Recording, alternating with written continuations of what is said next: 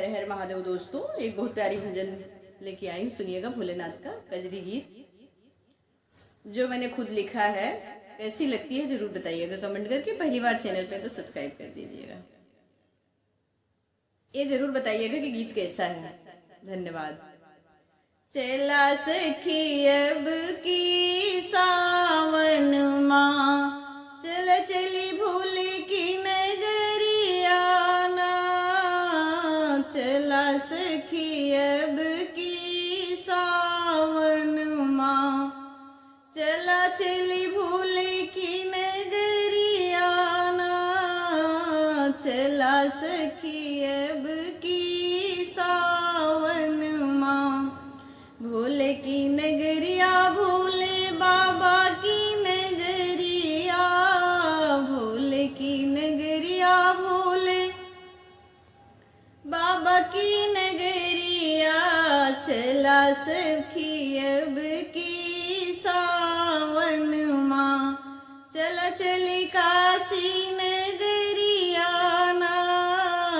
चला सखी अब की सावन माँ, गंगा जी से जलवा भरबे।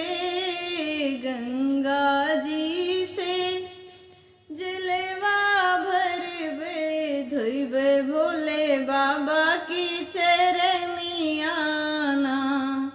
गंगा जी से जलवा भरबे, धोइबे भोले बाबा की चरनिया ना। धोई चरनिया माथे लगइबे, धोई चरनिया माथे लगइबे। भोले बाबा दई है आशीषिया ना।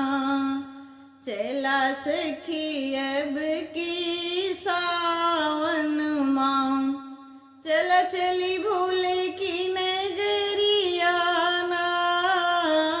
चला सखी अब की सावन माँ, घिस घिस चंदन माथे लगइबे। घिस घिस चंदन माथे लगइबे, खूब चढ़इबे बेलपतिया ना। भांग धतूर और फूल चढ़इबे। भांग धतूर और फूल चढ़इबे, दई है भोले बाबा आशीषिया ना। चला सखी अब की सावन माँ, चले भोले बाबा की नगरिया ना। काशी नगरिया की महिमा बहुत है। काशी नगरिया बम की नगरिया। काशी नगरिया बम बम की नगरिया। भक्ति लगावे जय करिया ना।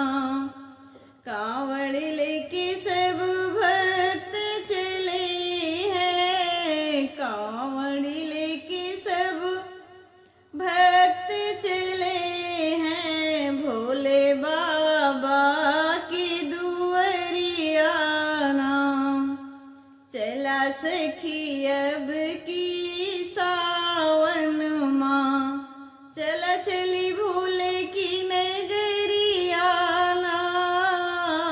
चला सखी अब की सावन माँ, हरे हरे बम बम गूंज रहा है। हरे हरे बम बम गूंज रहा है, पावन धाम नगरिया ना।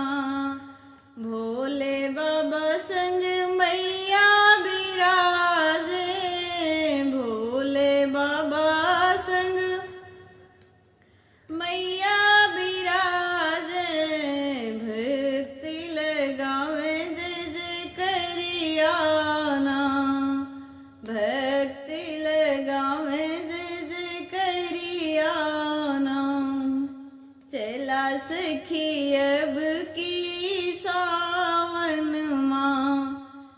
चली भूल की नगरिया ना, चला सखी अब की सावन माँ। भोले की नगरिया भोले बाबा की नगरिया, भोले की नगरिया जटा धारी की नगरिया, चला सखी अब की सावन माँ। चल चली काशी नगरिया ना, चला सखी अब